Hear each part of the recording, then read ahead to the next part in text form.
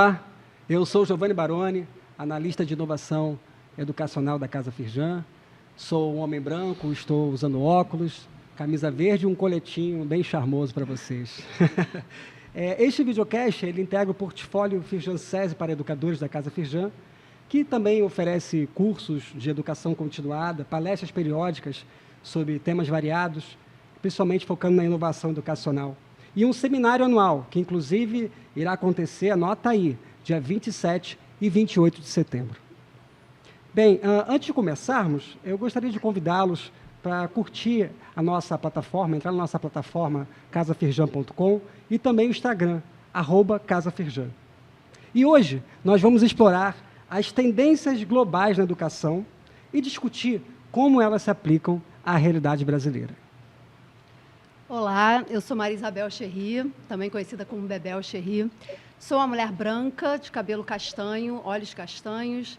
Estou usando uma camisa branca com flores pretas e toquinhos vermelhos. Não sei se estou tão charmosa quanto o Giovanni, mas espero que sim.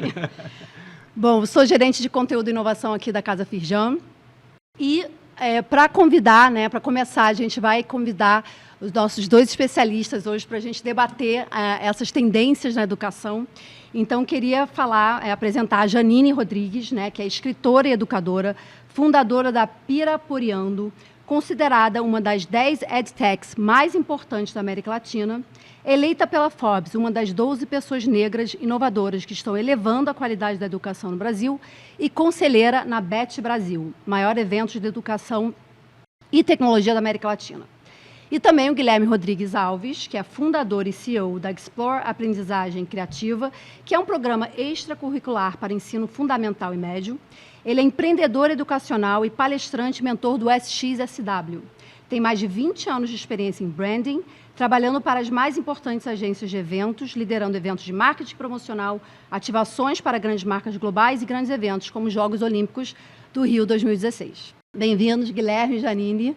Janine está participando remotamente. Sim, feliz de estar aqui, obrigada pelo convite e muito feliz da gente estar aqui junto. Que bom. Bom, gente, eu queria já começar falando do nosso ponto de partida, que são esses dois grandes eventos, o BET Brasil e o SXSW Edu, que vocês são dois grandes embaixadores, Então, queria que vocês falassem um pouco, assim, o que são esses eventos e, principalmente, por que eles são importantes, Por que a gente tem que fazer um esforço de ir, de parar a nossa vida aqui, Às vezes a gente está ali na correria, a gente não consegue parar para olhar, Por que vale a pena ir para esses eventos e o que eles são? Os eventos educacionais, eles são, de um modo geral, eles são muito importantes para a gente estar conectado, para a gente conhecer tendências, que também é muito importante. Como o Brasil também é muito plural, e aí pensando especificamente aqui no Brasil, aquilo que é inovação aqui, às vezes não é algo assim tão inovador ou surpreendente numa outra região. É importante a gente estar junto para justamente ter esses momentos de troca e até de vivências também. A BET, ela está sempre muito preocupada e olhando para esse cenário educacional, pensando os desafios que a educação sempre enfrentou, mas que a gente sabe que nos últimos anos isso foi agravado, Então, olhar para esses desafios, mas também olhar para aquilo que a gente pode ter de solução, aquilo que a gente pode ter de aprendizado quando a gente considera esses territórios que são tão plurais. O Brasil, além de ser gigantesco, a gente ainda tem a possibilidade de aprender com essa pluralidade cultural, Então, o que é inovação ou tendência para uma educação quilombola, para uma escola quilombola, para uma escola indígena, para uma escola agrícola, para uma escola também dos grandes centros urbanos. Então, isso é uma coisa que a BET olha. Tenho aí uma alegria de estar lá no conselho, já tem um tempo, e de ser também um evento que é muito aberto a propostas, um evento que tem muitas reuniões, até a gente chegar num desenho final, porque há essa preocupação, esse cuidado de ouvir, de receber críticas, de conversar com os nossos pares, mas também com pessoas que estão fazendo e pensando coisas totalmente diferentes. A Beth tem essa preocupação mesmo, né, de agregar muitos olhares e de trazer experiência. Eu acho que essa parte da experiência vem crescendo bastante e tem sido um marco. Quando eu lembro da Beth do ano retrasado, do ano passado, houve aí essa abertura de diálogo e de escuta para as críticas, e não foram poucas, né? Mas, por outro lado, muito bacana chegar esse ano e ouvir desse público que aquilo que foi um ponto de atenção há 2 anos, 3 anos atrás, né? Agora o pessoal chega no evento e vê que teve uma mudança. Então, mais proposta imersiva, trazer a experiência da inclusão para algo prático, né? E não só ali pontualmente. Então, acho que é isso, é um espaço plural de muita troca. Vou um pouco além apenas da Beth e do South By. Acho que são eventos que a gente tem até propriedade. A gente vai falar até porque a Geni já falou sobre o porquê da conexão dela com a Beth, mas antes eu gostaria de fazer minha autodescrição também. Tenho pele clara, olhos e cabelos castanhos, vitiligo nas mãos, sou um homem cis e, bom, adoro futebol. Eu sou, como você falou, sou publicitário, 20 anos de carreira de experiência de marca, mas sou engenheiro. Então, eu tenho uma vivência de um repertório aí. E acabei indo para o South by Southwest em 2017, no começo de 2017, que é em março sempre. E por eu estar acompanhando muito a vida estudantil dos meus filhos, eu acabei fazendo muitas conexões com isso, né? Ali é um espelho da sociedade. Então, o evento tem 2 partes, que é uma parte é a educação, a outra parte é o Congresso de Inovação. E esse Congresso de Inovação ele começou com o Congresso de Música, um festival de música há 37 anos atrás. E daí agora tem cinema, tem comédia, lógico, tem inteligência artificial, cannabis, tem um monte de coisa. Mas a educação, pelo perfil do público e também do conteúdo, ele acabou sendo uma spin-off há 10 anos atrás. E ele acontece em 4 dias, nos 4 dias antes da conferência. Então tem o South by Southwest EDU e o South by Southwest, que é a conferência. E em 2017 eu fui na conferência. E essa riqueza de inovação, de sociedade retratada ali, é que me fez olhar e fazer esse comparativo com o que meus filhos estavam vivendo e para o que eles estavam estudando na escola. Isso evoluiu e em 2018 eu acabei indo no South by Southwest EDU e no South by Southwest, já com um refinamento sobre, poxa, e se eu contribuísse para essa conexão e, por incrível que pareça, sem PPT, sem nada, saí do South by Southwest com 2 investidores. Um que é um conhecido meu de marketing e um outro que eu conheci lá, que foi inclusive ele é carioca, e que fez as maiores rodadas de investimento em edtechs. Então, ou seja, é da educação, conhece do mercado e ele investiu em mim, engenheiro, publicitário, com 0 experiência educacional. Então eu falei, bom, acho aí já foi o início da escola. Né? Foi o início, e acho que aí tem alguma coisa. E em 2018 eu acabei fazendo o final da rodada de investimentos, montei a Explore no final do ano 2018 e 2019 já estava rodando. Então, a experiência de marca me trouxe para a educação, para fazer experiência na educação. Foi essa um pouco da analogia do que aconteceu, trazendo um pouco desse olhar de engenheiro, de como executar um projeto que fizesse sentido para esse momento da sociedade. Então, isso me enriqueceu bastante e foi por isso que é por isso que eu admiro tanto o evento e não consigo deixar de ir anualmente. Desde então, eu vou sempre. Faço aqui no Brasil, não tenho nenhuma relação comercial com o evento, faço aqui no Brasil um upload, que é falar o que está vindo, quais são os temas da agenda, e depois faço um download com o resumo do que aconteceu, com repercussão do que aconteceu no evento. Isso sem conexão nenhuma com o evento, porque eu sou apaixonado pelo evento e grato pelo evento me conectar com a educação e né, há tantos anos sou educador nesse momento. Sim, vocês dois falaram muito da parte de conexão de experiências. A gente se conheceu no SXSW Edu, né? Esse ano foi super legal. Eu conheci a Janine também na Beth. Pois é, né? Tudo, então... E nos conhecemos no evento sobre o South by. Exatamente. Download, né? E aí eu queria saber, assim, para vocês, o valor é mais na conexão, na experiência, ou o conteúdo também é significativo? Porque, assim, às vezes, o que eu sinto como, aí dizendo agora como participante, né? Que às vezes eu tenho uma coisa assim, mais do mesmo, às vezes eu gosto de ir também para saber qual é o espírito do tema, o que eles estão falando. Às vezes não precisa nem ser uma novidade, mas eu quero saber, assim, se resolveram falar disso, é porque isso está na necessidade. E eu não sei se eu sei que o SXSW é assim, que tem muito conteúdo escolhido pelo público, né? Eu não sei se o Edu é assim, você também, né, Janine, falou que tem muito essa coisa da comunidade ajudando na BET. Então, queria que vocês falassem só um pouco, assim, qual é o peso entre a experiência, né, a conexão versus o conteúdo em si, né? O que pesa mais? Janine, qual a sua visão nisso? Então, bem, antes de qualquer coisa, deixa eu fazer aqui a descrição também, que eu acabei esquecendo. Então, eu sou uma mulher negra, de cabelo crespo, estou com um vestido azul e preto, com um par de brincos gigantesco, vermelho. Lindíssimos também. Lindíssimos, lindíssimos. Olha, eu acho que tem as duas coisas.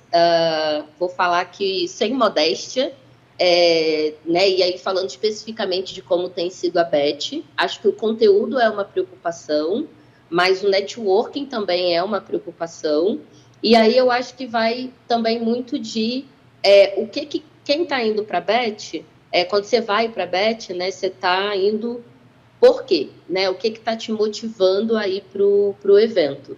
Porque, de fato, né, tem aquele parceiro que ele precisa conhecer conteúdos novos, inovadores.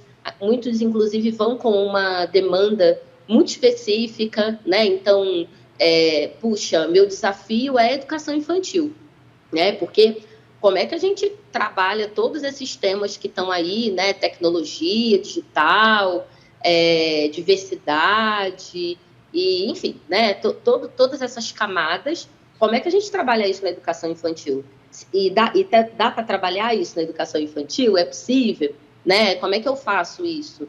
Então, há uma preocupação com esse conteúdo, sim, mas a preocupação com o networking, ela também não pode ficar de lado, porque uma boa parte do público está indo lá muito por conta disso também. Inclusive fazer negócios, né? De achar soluções, mas também de apresentar as suas próprias soluções. Então, a gente vem buscando equilibrar isso. Tem essa conexão aí fortíssima, né, de participar da BET Brasil, mas a gente também está nessa conexão e participando da BET Londres, cada vez mais também, mais negócios entre um país e outro, entre um evento e outro, estão acontecendo, né, de parceiros que participam da BET Londres, mas que estão interagindo com outros parceiros que estão aqui na BET Brasil, contato entre as escolas também, né? Então, é importante aí essas duas frentes e a gente ter o melhor para oferecer,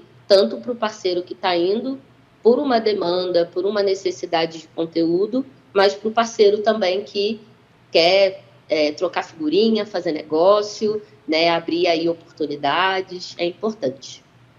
E você, Guilherme? Olha, eu admiro muito a BET, porque ela realmente consegue trazer um conteúdo bem relevante. Acho que é isso que um evento precisa para poder unir as pessoas, porque senão as pessoas não se mobilizam, ainda mais são pessoas que não estão na mesma cidade do evento, né, que são de outras cidades, ainda mais se for o caso de South By, né, de ir para Austin. Agora tem na Austrália também em outubro, e vai ter em Londres também, o South By, em junho. Mas pelo que eu tenho de informação, é só a conferência, não é a parte de educação.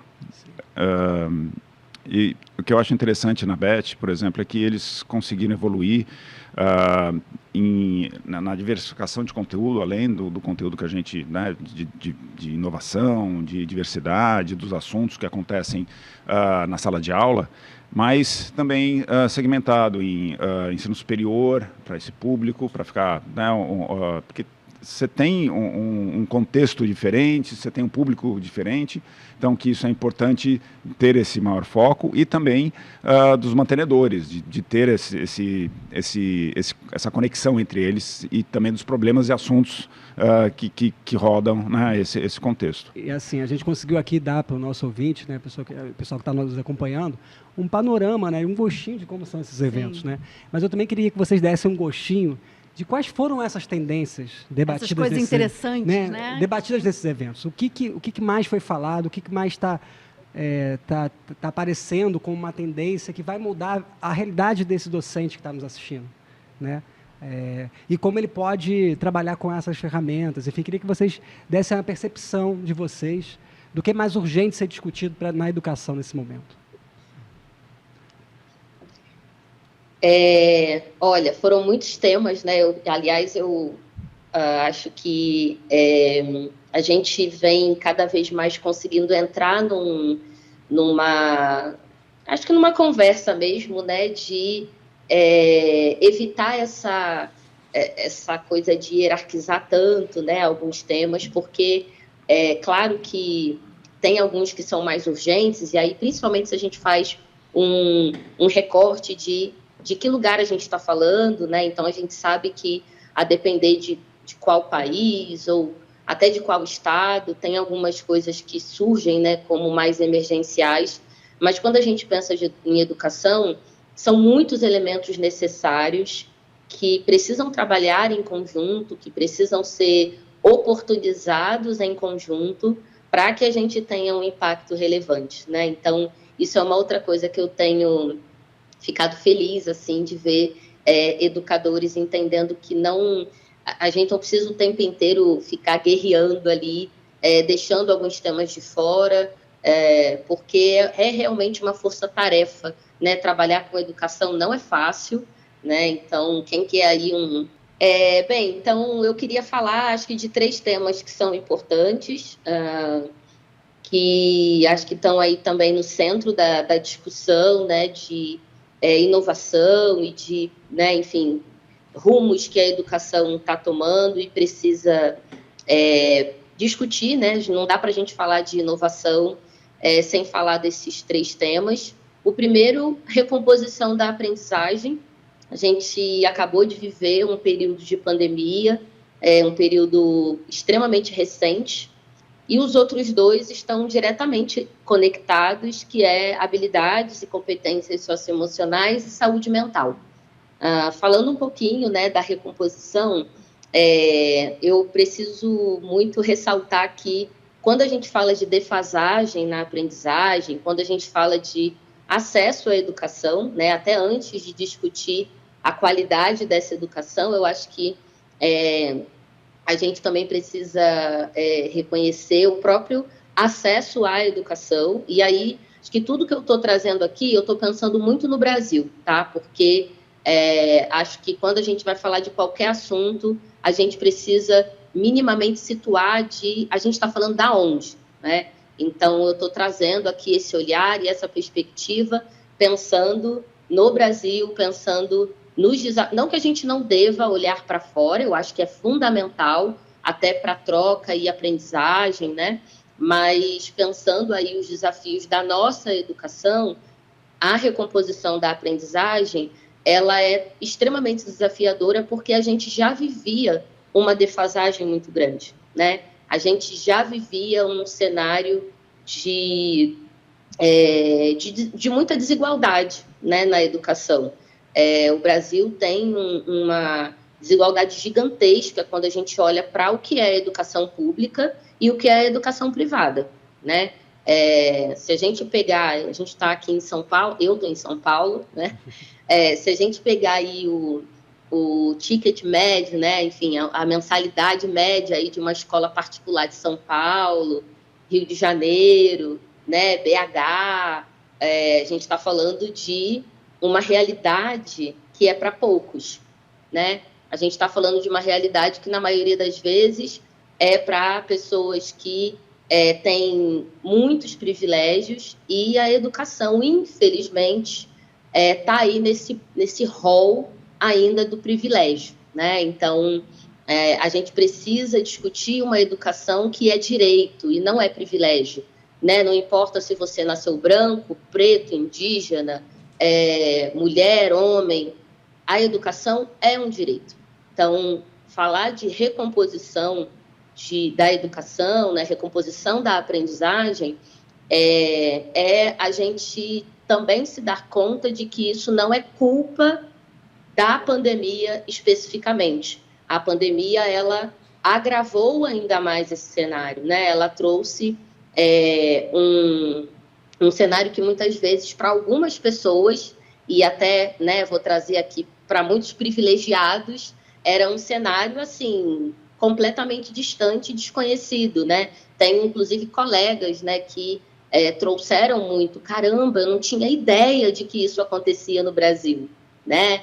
E eu não estou falando de pessoas alienadas, eu estou falando de educadores, né, que vivem numa bolha, né? E isso é uma tristeza no Brasil, né? É um absurdo no Brasil a gente ter estudantes que mal têm acesso a um material didático, né? Mal conseguem aí, enfim, acessar a educação, e a gente ter uma outra gama de estudantes que, ainda bem, porque não o outro tem que deixar de ter para o outro ter, não é sobre isso, né? Mas a gente está falando ainda de um grupo de estudantes que muitas vezes as suas famílias podem oferecer uma baita estrutura, né? Que vai ter inteligência artificial, línguas, maker e tantas outras coisas maravilhosas, mas que, infelizmente, muitas vezes isso ainda é um mecanismo que promove desigualdade, né? Então, pensar essa recomposição é olhar para esse cenário que já existia, mas olhar também para isso que foi agravado na pandemia. E a gente discutiu muito isso, e a gente vem discutindo muito isso na educação, né? Eu estou em alguns grupos de conselho do Ministério da Educação, um diálogo também muito próximo e aberto do Ministério da Igualdade Racial e de outros ministérios também, porque a gente precisa ampliar esse diálogo, né? Ministério da Cultura, as secretarias de educação também, e aproximar essa discussão, e aí também eu acho que isso é um grande ganho para a recomposição da aprendizagem, que é aproximar esse universo público-particular, né? Porque são universos extremamente distantes, desconectados, cada um olhando para o que é o seu próprio desafio, sendo que a educação ela precisa estar para todos e todas. Então, um dos movimentos, né, que tem crescido bastante quando a gente fala de recomposição é essa aproximação desses universos, né? Então, o que a gente pode ter de troca, de aprendizagem, de apoio, né? Quando sai uma portaria, uma política pública de educação, essa política, né, ela é para todos, seja a educação pública ou privada. E falando de habilidades e competências socioemocionais e da saúde mental, é urgente, acho que parte disso, né, falando de saúde mental, também vem em virtude do que a gente viveu no período de pandemia.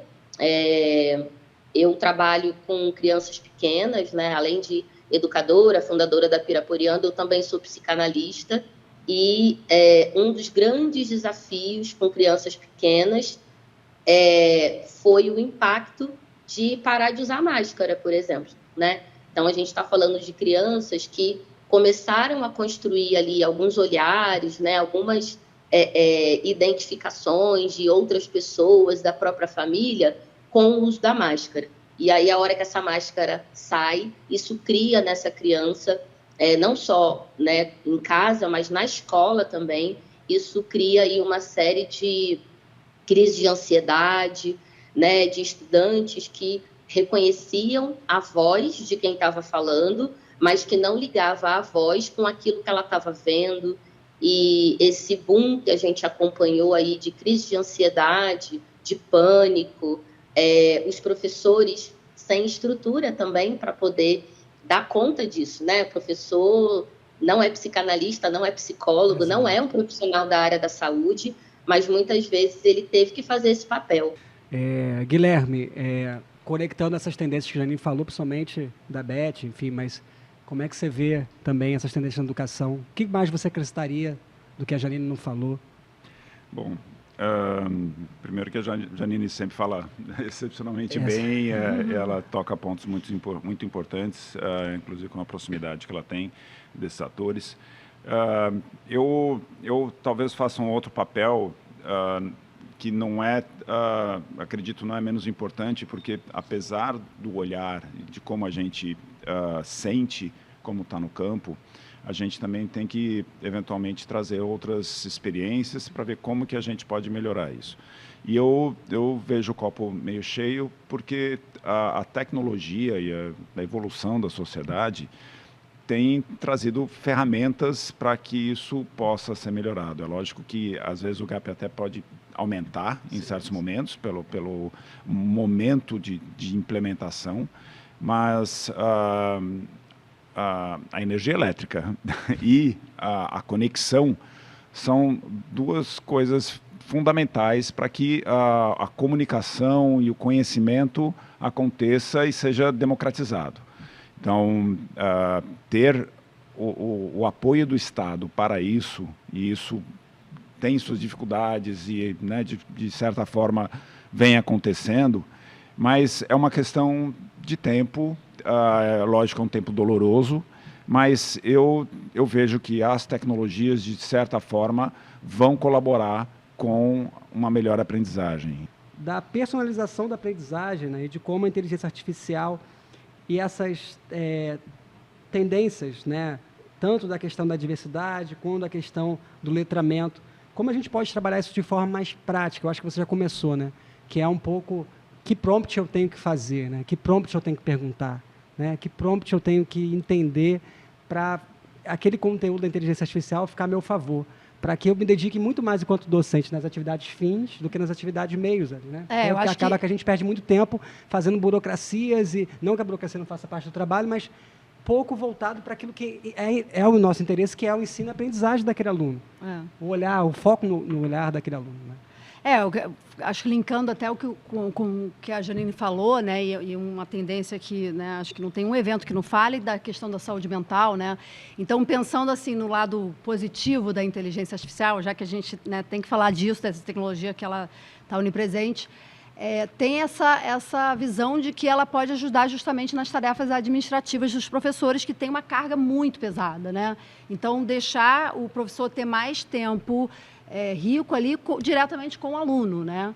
Então, queria, assim, na verdade, pegar esse gancho para entender se vocês têm uma visão mais positiva, mais crítica em relação a todo esse papel da inteligência artificial na educação, né? A gente citou um aspecto positivo, né? Tem a questão da personalização, que também, né, está muito linkada, mas tem também alguns receios. A gente teve há pouco tempo, não sei se todos viram, um vídeo do novo ChatGPT 4o, né, que é o Omni, que além de texto agora tem visão, tem som, que era o Sal Khan, que é o CEO da Khan Academy, com o filho ensinando ali trigonometria, né?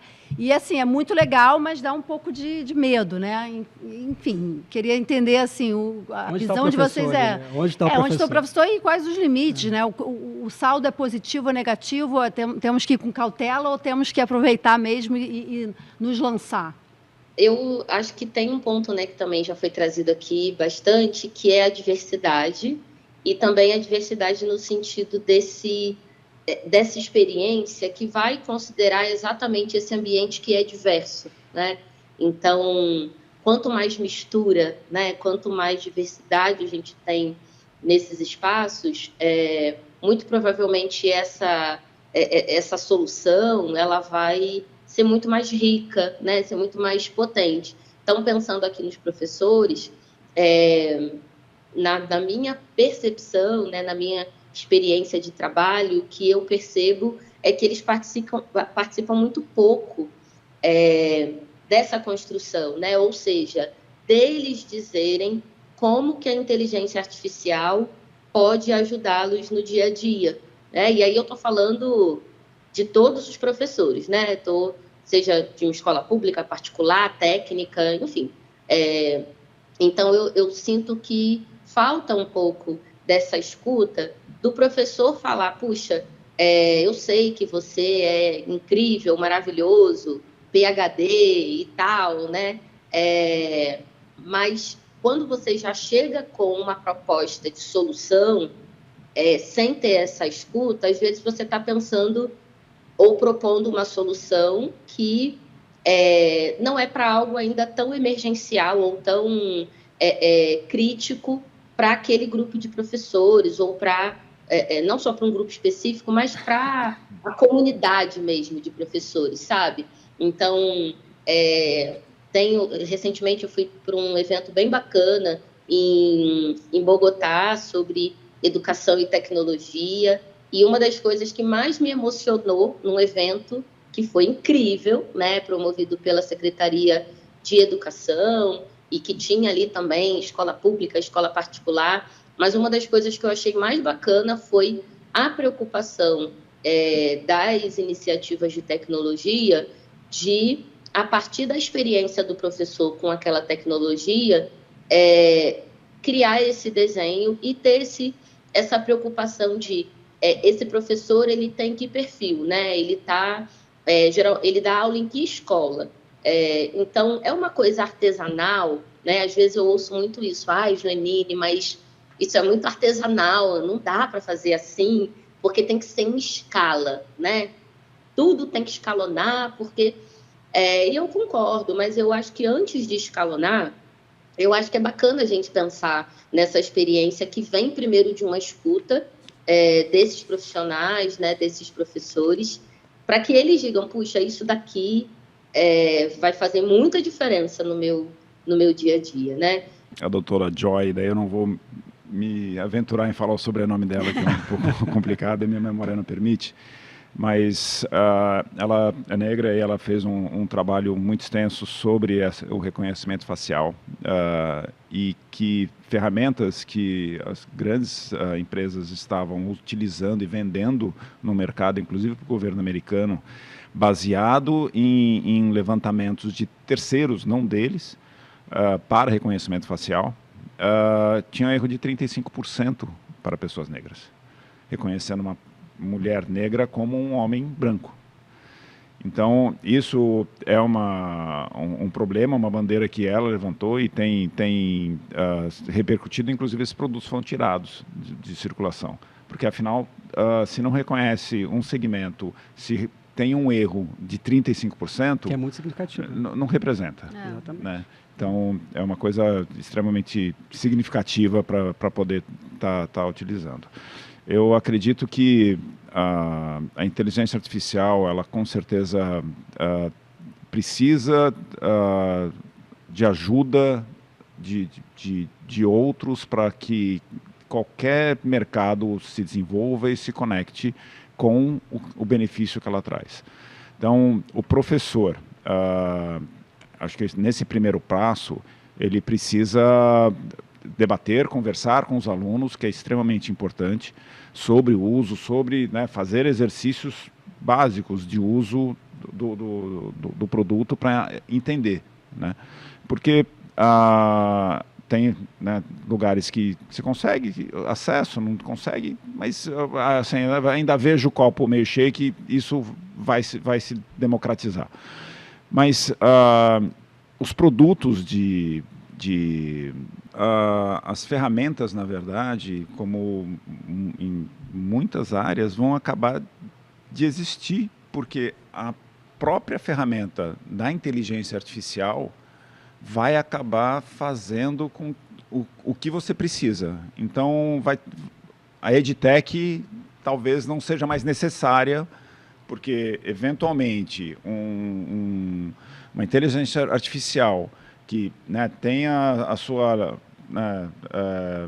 todos os resguardos que ela precisa, mas você chega e fala assim, olha, eu preciso fazer uma atividade dessa forma. O professor fala o que quer. Então, eu quero fazer uma atividade, seja lúdica, seja de tela, seja presencial, seja com tais utensílios, com quais dificuldades. Então, estou numa sala maker de um colégio privado, eu tenho algumas ferramentas. Eu estou numa aldeia quilombola, eu tenho outras ferramentas, independentes de quais sejam. Então, o que eu posso fazer para falar sobre esse assunto e tocar o meu aluno. Porque eu acho que o principal nessa relação é como isso faz sentido para o aluno. Então, quanto mais toca, né, você vai saber de cor, de coração. Então, você vai levar aquele conteúdo. Então, o papel do educador é conseguir passar essas informações, talvez, para ter essa facilidade, essa agilidade nos assuntos. E o que eu vejo que para a minha metodologia o fundamental é que o professor ele é um facilitador. Ele vai acompanhar e vai orientar. Isso faz com que esse facilitador consiga se conectar melhor com cada aluno, com as dificuldades, os desafios de cada aluno, e também vai conseguir se conectar com mais. Porque numa aula expositiva, se você tem 60 minutos de aula e tem 20 alunos, você tem 3 minutos se você quiser só dar atenção para os alunos e não vai ser expositiva. Mas se a aula tem autonomia, se o aluno tem esse processo de procurar saber mais, se engajar, né, gostou do que está aprendendo e quer saber mais, se tem essa faísca, esse facilitador ele vai estar encorajando e tirando os problemas da frente para que esse aluno consiga progredir. E eu acho que isso, a inteligência artificial, seja nas tarefas operacionais, seja ajudando com metodologias, né, onde tem um data lake, um repertório que, olha, existe tais metodologias, daí a gente, né, tem várias que a gente pode escolher. Né, e também tem, eu sou, né, católico, eu quero aprender desta forma. Né, ou não, eu tenho facilidade com decorar, eu quero aprender de outra forma. Então, isso não só em ambientes educacionais que tenham essa característica, ou no mesmo ambiente com várias características, o professor vai conseguir ter a abordagem, desde que ele tenha empatia e conexão e uma ferramenta que, no final, pode não ser um produto de uma edtech, mas sim um Large Language Model que, com segurança, possa fazer tudo isso. Muito bom. Eu lembrei agora, eu tive um aluno, né, que ele chegou assim, professor, eu respondi essa questão aqui no chat GPT. Aí eu li, né? Aí estava incoerente. Aí eu falei para ele, olha, não é que esteja errado, mas está incoerente, alguns conceitos aqui estão até mal encaixados, mas eu prefiro muito mais que você responda com a sua versão. Vai lá e responde. E ele, assim, ele tinha um pouco de dificuldade e tal. Quando ele respondeu, o que ele entendia sobre aquele assunto era muito mais incrível do que o chat GPT. Ou seja, essa capacidade de não ignorar. Não tem problema ele usar o chat GPT. Mas o que tem de mais grandioso, digamos assim, para esse aluno? É o entendimento criativo, a autonomia que você citou, né? A criatividade. Então, eu, enquanto professor, preciso despertar esse olhar. E eu preciso ter essa conexão.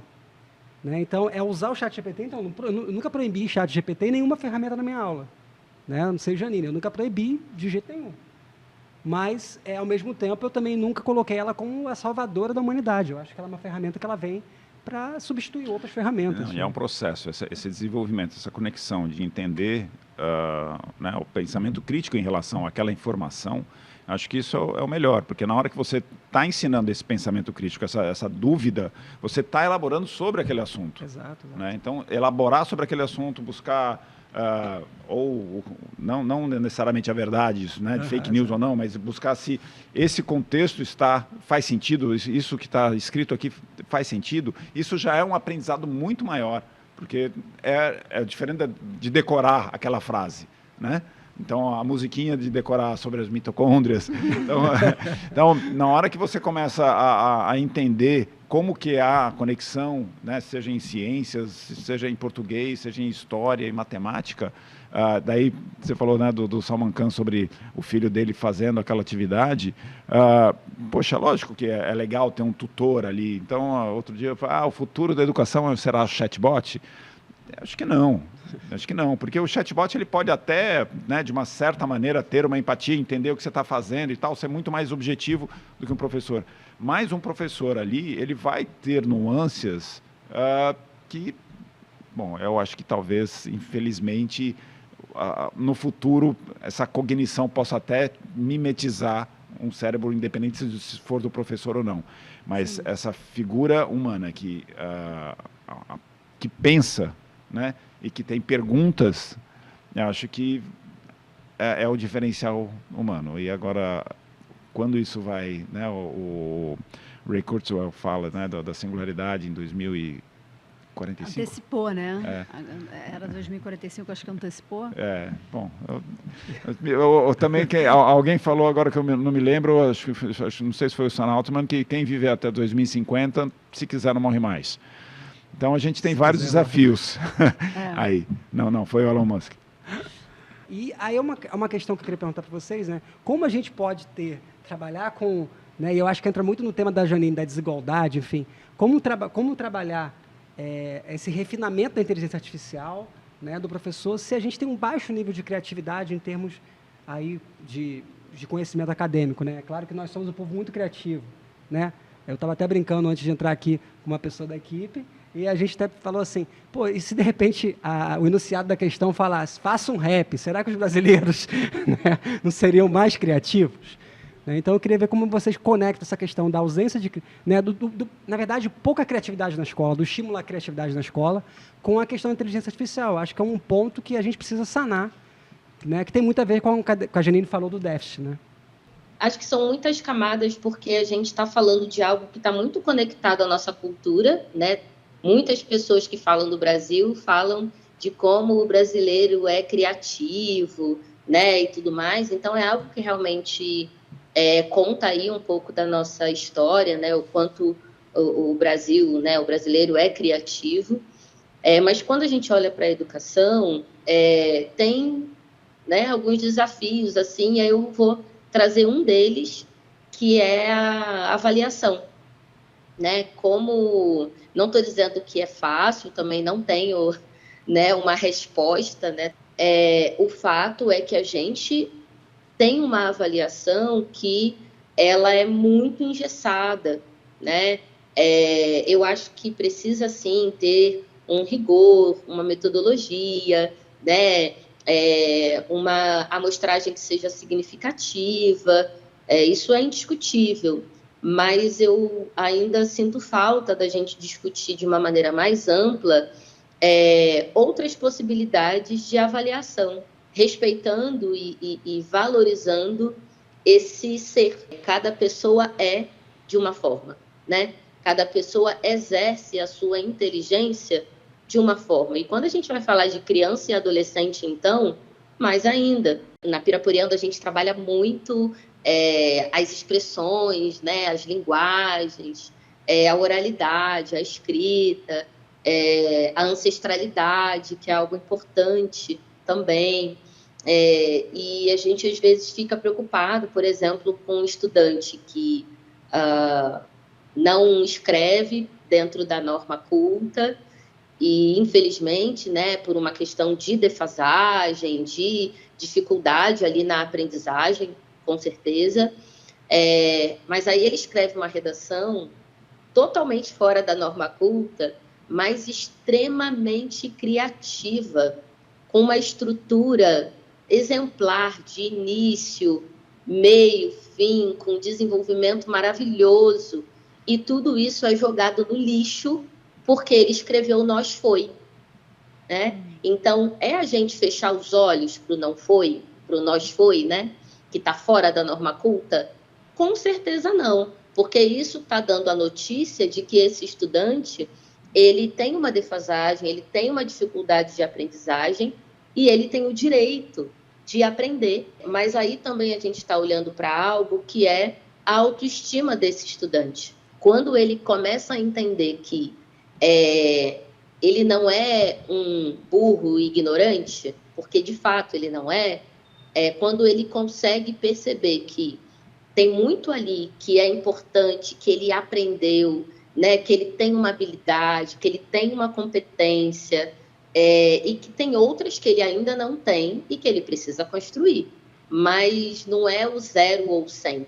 Né? E eu ainda acho que essa avaliação, que ou é 0 ou é 100, que é cultural, está na nossa cultura, vai podar esse estudante desde a educação infantil, né? A gente trabalha com professores de todos os segmentos, né? Começando da educação infantil até professores do ensino superior, e a gente ainda ouve muito professores, por exemplo, na educação infantil, que não por mal, porque eles também aprenderam assim, né? Eles também passam por um processo de muita cobrança. Então, você tem lá a criança que está desenhando uma cidade, um céu, e aí ela pega o verde, a tinta verde, e pinta o céu de verde, né? Porque a forma que ela vê o céu, o reflexo do céu que estava num dia que para ela pode ter sido importante. Ah, mas como que eu vou saber? Conversando, falando com essa criança, e não tratando os estudantes, as crianças, como sendo todas elas iguais e com uma história única, porque não é, né? Então, eu acho que a criatividade ela está muito conectada à nossa possibilidade de ser, e de ser de uma maneira plural, né? De ser de uma maneira diversa.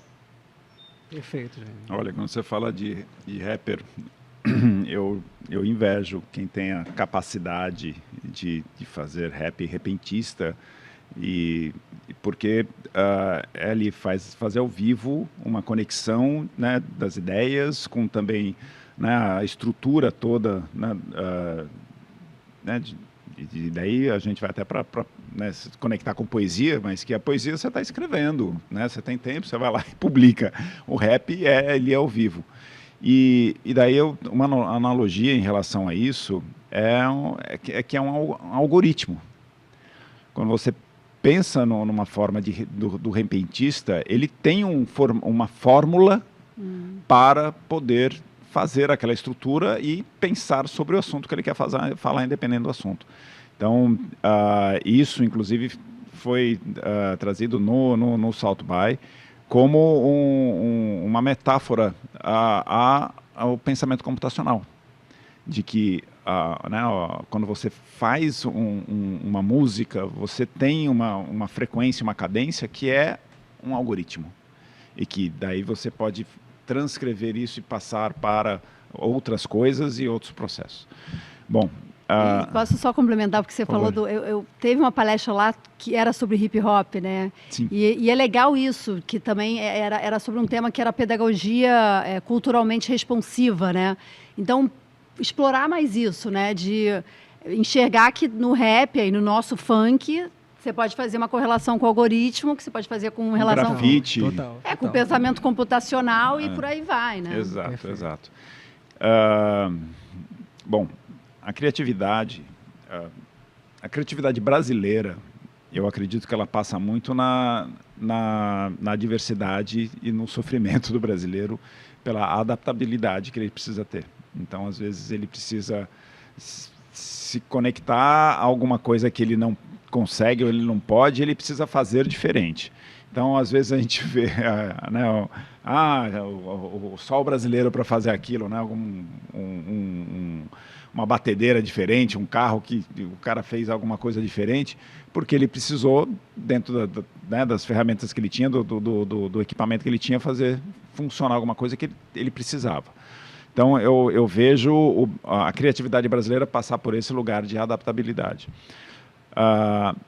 Na metodologia da Explore, a criatividade ela vem de repertório, porque quando você tem coisas diferentes para gerir uma terceira, né, um produto, você trouxe essa bagagem e desenvolveu alguma coisa. Então, a criatividade é fruto do repertório das coisas que você passa. Eu sou fruto de repertório, né, de engenheiro, de comunicador, não, da área de comunicação para educador. Então, e é por isso que o que a gente enxerga de importante na educação é fazer com que o aluno se conecte com coisas que façam sentido. Só que, às vezes, ele não sabe o que é, às vezes ele não tem acesso, ele não conhece e ele acha que, por exemplo, não, eu gosto de videogame porque tem né, a gamificação, isso me atrai, eu quero fazer coding. legal, você está lá fazendo coding, mas de repente tem gente fazendo parkour, tem gente fazendo um bolo, né, fotografando, tocando um piano, e aquela proximidade, você descobre coisas que você não tem acesso, que você não é da sua realidade, isso pode te despertar a coisas que realmente você tem habilidade para fazer, ou tem conexão para fazer. Então, a Explore passa por esse lugar, justamente de explorar, de ter, né, de oferecer várias opções, cada um no seu tempo, seja quem quer, né, e pode ir mais a fundo, seja quem precisa de mais atenção, ou se você quer e precisa errar, porque o erro é de quem ainda não aprendeu. E você não aprender da forma linear é o maior ganho. Então, esses erros depois te fazem uma pessoa para saber que, poxa, se eu quiser ir para lá, agora eu já sei que eu errei ali e eu sei que eu posso usar aquela ferramenta para outra coisa. Então, fazer com que quem seja, em qualquer época da vida, se conecte com outras coisas, que não são as coisas fim, te traz essa potência de criatividade. Um aspecto que a gente falou, né, Janine falou de habilidades socioemocionais, né? Guilherme falou ali do lifelong learning. A gente também entende que existe um ecossistema de educação, né, que os institutos de educação precisam contar com outros suportes da sociedade, e isso já está acontecendo até pelas mídias sociais. TikTok está aí como uma fonte de educação, né, para os jovens, para as crianças. E vocês também, vocês representam aí 2 agentes também de educação ali que fazem parte desse ecossistema. Aí eu queria entender, assim, como é que vocês veem esse papel, principalmente linkado ao futuro do trabalho, entendendo que a gente está aí nesse desafio de não saber como educar nossas crianças, nossos jovens para as profissões que não existem ainda, né? As instituições não conseguem acompanhar essa rapidez, né, tecnológica. Existe um problema de gap aí, né? Existem pessoas se formando para vagas que não existem, que não são necessárias, e vagas ali que não tem mão de obra qualificada para preencher. Então, tem um problema aí, né?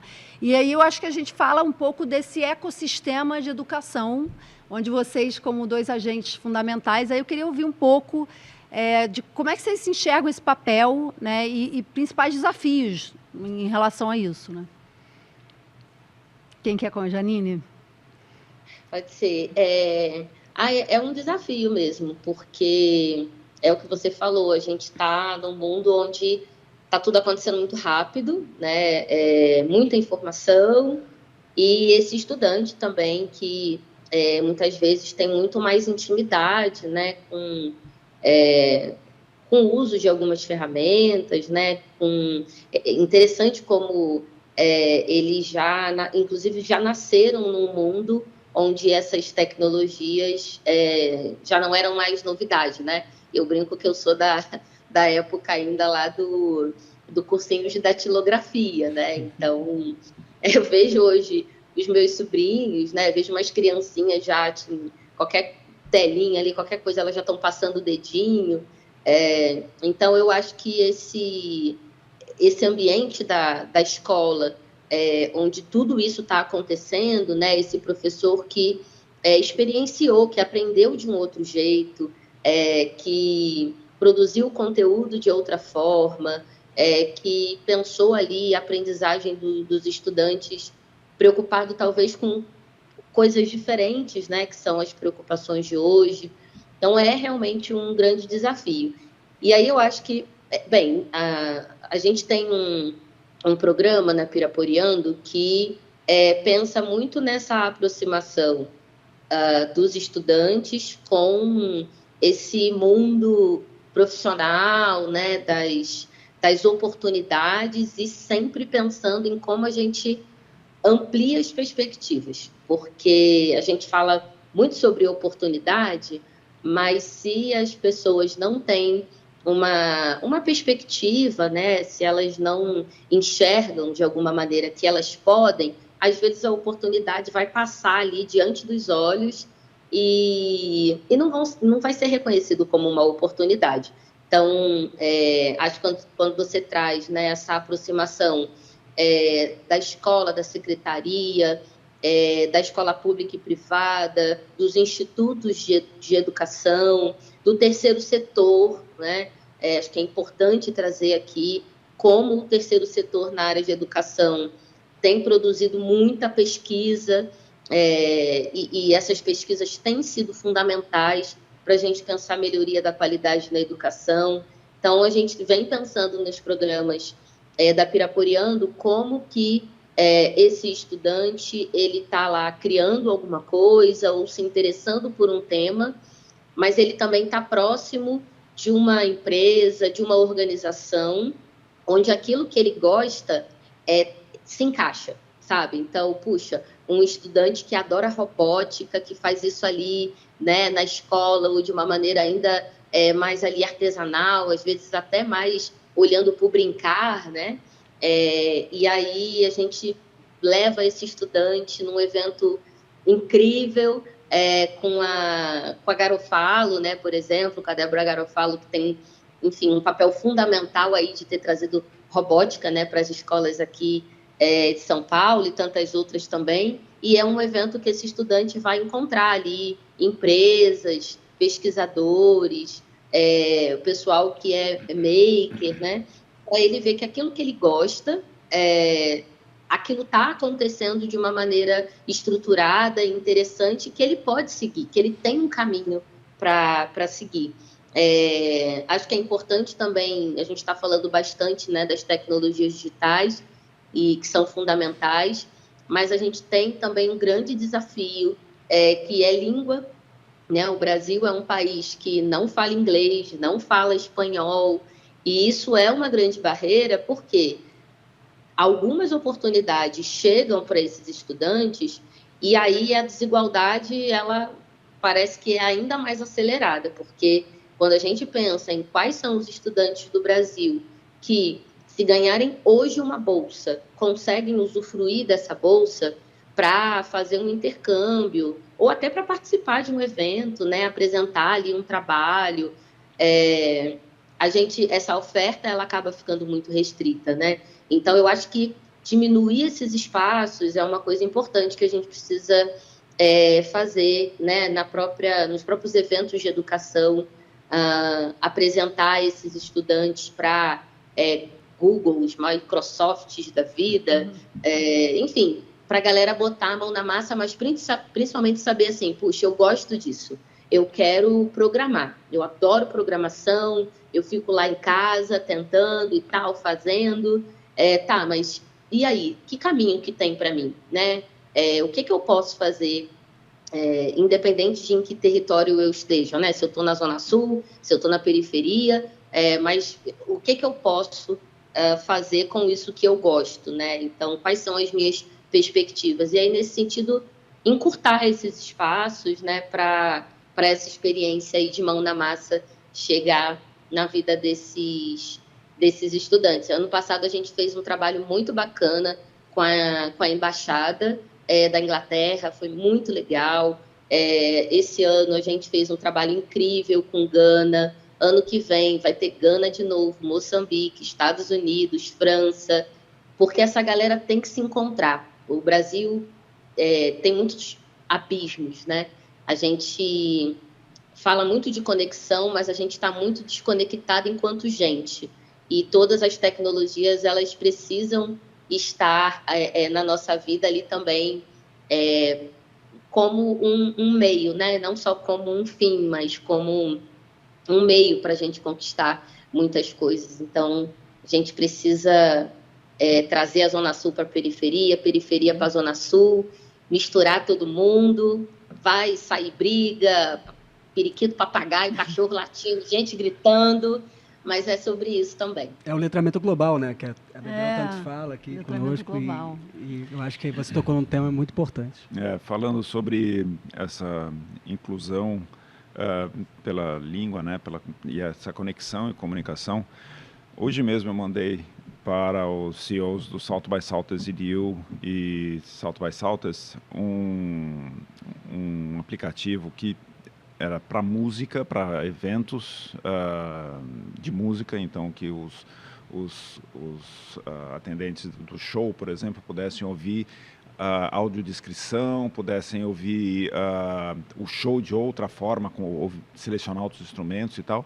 E esse aplicativo ele virou um aplicativo de transcrição, porque ele é muito rápido em relação ao que acontece no show, de transcrição de línguas para eventos. Então, sem delay, a inteligência artificial traduzindo com a voz similar ao do palestrante, para que o participante pudesse ouvir a transcrição e o evento na língua dele. O Itaú, esse foi o segundo ano de patrocínio do South by Southwest, da conferência, e uma das coisas que ele faz é justamente essa inclusão de transcrição para a tradução para o português e o espanhol. Então, simultaneamente, os tradutores, através do aplicativo no celular, de conexão, então não tem um aparelhinho, né, que você pega e tal. E também, muitas das palestras, a grande maioria das principais palestras, ficam no YouTube gratuitamente, já com tradução português e espanhol. Então, isso é muito legal. E eu vou mandar também para a Adriana Martinelli esse aplicativo, porque afinal ele pode também, não só porque outros palestrantes podem vir, né, de fora, mas também para públicos, né, de outros países que, mesmo numa palestra não tão significativa que tenha, né, que precise ter o tradutor, que palestras menores possam se beneficiar disso, porque afinal é um aplicativo que está lá no microfone, é só conectar e vai direto para o celular do participante. Então isso é uma forma de inclusão. E sobre o futuro do trabalho, eu acho que o maior desafio não é a gente não substituir, mas sim a gente evoluir. Então, o que se traz muito, né, robô nos armazéns, né, da Amazon, a inteligência artificial otimizando o trabalho e reduzindo tempo, tarefas, né, no escritório. Acho que essa substituição realmente vai aprofundar a crise, né, de trabalho, de como o mundo se organiza socialmente, e o que a gente precisa usar é essas ferramentas para a evolução, né? Então, para que a gente melhore, né, todo mundo junto. Então, é fazer com que essas ferramentas, o empresário olhe isso, ok, eu tenho 10 pessoas, eu tenho 10 mil pessoas trabalhando para mim, se eu usar a inteligência artificial vai ser mais barato, eu vou ter 5 mil em vez de 10 mil. Mas e se com as 10 mil eu utilizar a inteligência artificial e crescer minha empresa, né, para fazer outras coisas melhores, né? Então, acho que é esse olhar de não ter mais lucro e pensar na cauda longa de ter o lucro para todo mundo, onde as pessoas continuam empregadas, onde a gente tem mais capacitação, onde a gente tem uma inclusão muito maior e uma evolução como sociedade, né? Não como negócio apenas. Perfeito. Eu acho que a gente já está se caminhando, né, para o finalzinho. Eu queria primeiro dizer que você que está acompanhando a gente pode entrar lá na plataforma da Casa Firjan para conhecer esses e mais outros conteúdos, né, voltados para o profissional da educação.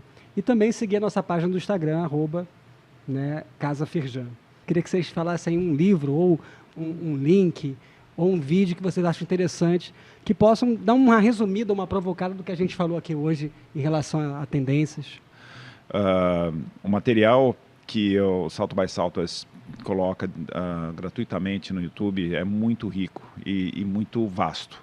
Então, tem sobre inclusão, tem sobre saúde mental, tem as tendências de inovação.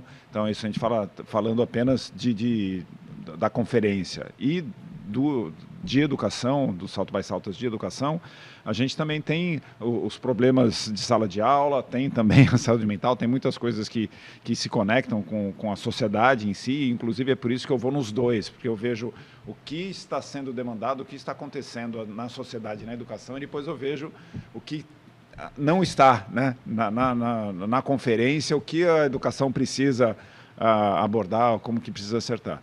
Então, para mim, assim, é muito chato, né, ficar falando só do Salto By o tempo todo, mas é uma referência muito, muito forte para mim e que, inclusive, me deu esse propósito dentro desse mercado e que ele é muito plural. Eu vejo ele muito, muito vasto para que qualquer pessoa que queira conhecer tantos assuntos diferentes, lógico, no TED Talks tem muitas coisas interessantes e pílulas curtas, mas a inovação que pulsa dentro do evento como esse é muito interessante. Eu vou indicar um material que tem sido muito usado, né? A gente falou muito de diversidade e criatividade, e um material que tem apoiado muito as escolas a implementar as práticas de uma educação antirracista a partir da criatividade, né? A criatividade aí como um eixo central e também mostrando os impactos positivos para a educação e para toda a comunidade escolar, né? Não só para um ou outro grupo de estudantes, né? Que são as trilhas de uma educação antirracista, que é um material que foi produzido pelo Todos pela Educação. Eu fiz parte dessa produção com muita alegria, né, com outros 30 educadores de todas as regiões do Brasil. É um conteúdo gratuito que fala bastante de inovação, de criatividade e dessa importância do plural e de entender ali a história e o repertório desses estudantes, né? Então, recomendo demais, né? E vou aqui puxar uma sardinha e vou recomendar os meus livros, que são voltados para o público infanto-juvenil, que todos eles têm realidade aumentada. Então, a gente tem acompanhado aí alguns projetos muito legais, porque como a realidade aumentada vai junto, né, do livro físico, é uma oportunidade também dessa tecnologia entrar na escola, né? A gente sabe que tem todo um desafio aí da entrada dessas tecnologias nas escolas, e como isso vai com o livro físico, acaba dando origem, aí a gente já acompanhou histórias incríveis de escola que começaram projetos usando não só essa, mas outras tecnologias a partir aí desses livros, né, dessas obras. Então, deixo aqui o convite para o pessoal conhecer as obras literárias da Piraporiano. Maravilha, Jalene, quero agradecer o Guilherme, agradecer a Bebel, que esteve aqui conosco, e agradecer você que nos acompanhou até agora, né, tanto nos vendo quanto nos ouvindo. E dizer a você que vamos continuar, e desejamos nos próximos episódios, continuar discutindo esse tema da educação, né, com outras ramificações. Hoje a gente falou só um pouquinho, né, algumas tendências, e parecia até que daria mais Eu acho que 2-3 episódios, né? A gente fala muito na Casa Firjan sobre tendências, então, assim, isso é uma coisa que é, né, infinito, a gente tem que estar sempre estudando, mas eu acho que queria fechar com 2 palavras-chave, assim, que eu acho que, para mim, permearam muito do que a gente falou, que foi a parte de colaboração, né, de entender que, assim, para mudar a educação não é só a responsabilidade da escola, dos educadores, mas sim de todo o ecossistema, né, dos pais, né, das instituições, dos museus, bibliotecas, né, as empresas, né, que tem que aproximar os alunos. E a parte de corresponsabilização, né, entender que todo mundo tem uma parcela ali de responsabilidade para a gente estar preparado para esse futuro aí que está chegando, né? E que está todo mundo um pouco apreensivo, mas que a gente tem que estar se preparando, né? Sem dúvida. É isso, sem gente. dúvida. Muito obrigada. Muito obrigado, gente. E até Obrigada. a próxima. Até a próxima. Foi um prazer. Obrigado pelo convite.